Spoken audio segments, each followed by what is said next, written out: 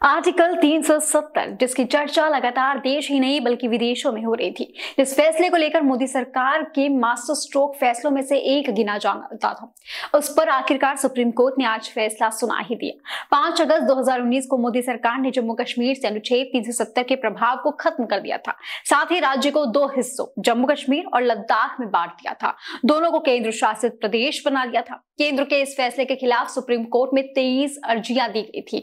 सभी को सुनने के बाद सितंबर में कोर्ट ने फैसला सुरक्षित रख लिया था। 370 हटने के 4 साल 4 महीने और 6 दिन बाद आज सुप्रीम कोर्ट ने 5 जजों justice DY Chandrachud, justice Sanjay Kishan Kaul, justice Sanjiv Khanna, justice BR Gavai और जस्टिस सूर्यकांत की बेंच ने आज फैसला सुनाया है। सुप्रीम कोर्ट के फैसले में जो सबसे बड़ी बातें की गई हैं, जिन्हें गौर फरमाने की जरूरत है, वो ये है। राष्ट्रपति को आर्टिकल 370 हटाने का हक है। आर्टिकल 370 हटाने का फैसला संवैधानिक तौर पर सही था। संविधान के सभी प्रावधान जम्मू कश्मीर पर लागू होते हैं। ये फैसला जम्मू कश्मीर के एकीकरण के लिए था। 370 अनुच्छेद हटाने में कोई भी दुर्भावना नहीं थी। जम्मू कश्मीर में जल्द चुनाव के लिए कदम उठाए जाए। 30 सितंबर 2024 तक जम्मू कश्मीर में चुनाव हो।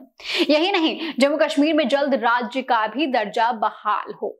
आर्टिकल 370 एक अस्थायी प्रावधान था। जम्मू कश्मीर भारत का अभिन्न अंग है और जम्मू कश्मीर के पास कोई आंतरिक संप्रभुता नहीं थी। सुप्रीम कोर्ट ने कहा कि लद्दाख को अलग करने का फैसला वैध था। इसके साथ ही अनुच्छेद 370 एक अस्थायी व्यवस्था है, ऐसा सुप्रीम कोर्ट का मानना है। चीफ जस्टिस ने कहा कि जब राजा हरि सिंह ने भारत के साथ विलय समझौते पर दस्तखत किए थे, तभी जम्मू कश्मीर की संप्रभुता खत्म हो गई थी। वह भारत के तहत हो गया। साफ है कि जम्मू कश्मीर भारत का अभिन्न अंग है। भारत का संविधान जम्मू कश्मीर के संविधान से ऊंचा है। अनुच्छेद 370 एक अस्थायी व्यवस्था थी। चीफ जस्टिस DY चंद्रचूड़ ने कहा कि हमने उस दौरान राज्य में लगे राष्ट्रपति शासन पर फैसला नहीं लिया था। स्थिति के अनुसार राष्ट्रपति शासन लगाया जा सकता है। अनुच्छेद 356 में राष्ट्रपति को शक्तियां हासिल है, उसे चुनौती नहीं दी जा सकती। अनुच्छेद 370 पर फैसला पढ़ते हुए चीफ जस्टिस ने कहा कि राज्य में युद्ध के हालातों की वजह से अनुच्छेद 370 एक आंतरिक व्यवस्था थी। अनुच्छेद 370(3) के तहत राष्ट्रपति को ये अधिसूचना जारी करने की शक्ति है कि अनुच्छेद 370 का अस्तित्व समाप्त हो जाता है और जम्मू कश्मीर संविधान सभा के भंग होने के बाद भी अनुच्छेद 370 अस्तित्व में रहेगा। संविधान सभा की सिफारिश राष्ट्रपति के लिए बाध्यकारी नहीं थी। जम्मू कश्मीर संविधान सभा का उद्देश्य एक अस्थायी निकाय था। अनुच्छेद 370 हटाने का फायदा चीफ जस्टिस ने यह भी बताया कि राष्ट्रपति के लिए जरूरी नहीं था कि वो जम्मू कश्मीर की संविधान सभा की सिफारिश के बाद ही 370 का कोई आदेश जारी करे। अनुच्छेद 370 को बेअसर कर नई व्यवस्था ने जम्मू कश्मीर को भारत के सभी अंगों से जोड़ने की प्रक्रिया को मजबूत किया है।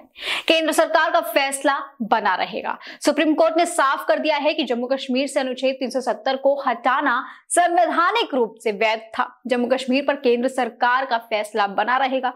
5 अगस्त 2019 का फैसला बरकरार रहेगा, इसे नहीं बदला जा सकता। जम्मू कश्मीर में जल्द ही चुनाव भी होंगे, ऐसा CJI ने कहा। नए परमिशन के आधार पर जम्मू कश्मीर में जल्द से जल्द चुनाव कराए जाएं। इस संबंध में केंद्र सरकार को निर्देश दे दिए गए हैं। अदालत ने भी ये कहा है कि जम्मू कश्मीर को राज्य का दर्जा वापस दिया जाएगा। दोस्तों, 370 को आखिरकार सुप्रीम कोर्ट से भी हरी झंडी दिखा दी गई है, लेकिन आपको क्या लगता है इस मामले पर? कमेंट सेक्शन में लिखकर जरूर बताइएगा।